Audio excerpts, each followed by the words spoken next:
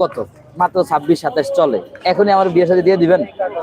কয় একটা আমার আব্বা বুঝাইলো কেমন দেখেন, এখনকার বেড়া মানুষ বাঁচে খুবই কম।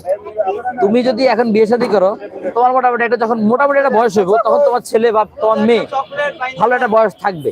অন্তত তুমি যদি 50-55 বছরে মারা যাও, তখন তারা এস্টাবলিশ থাকবে, টেনশন নাই। যাক, ঠান্ডা মাথায় বুঝাইলো, আমিও বুঝলাম।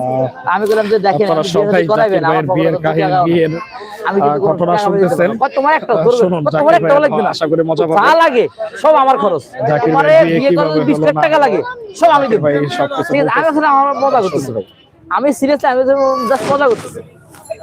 আমি কিছু দেখেন, আমি কিন্তু ওই যে যায় যে বারবার মায়া দেখবো এরকম এরকম জিনিস কিন্তু এরা আম ভাবতাম না। আপনারা ভালো করে খোঁজ খবর নিয়ে নরমালি দেখবেন, স্টান দিয়ে যেটা পছন্দ হইব আমার একটা দেখাবেন, আমি একটা বিয়ে করবো, একটা দেখাবেন আমি একটাই বিয়ে করবো। আমি কিন্তু হ্যাঁ হ্যাঁ বিয়ের গল্প, আমি কিন্তু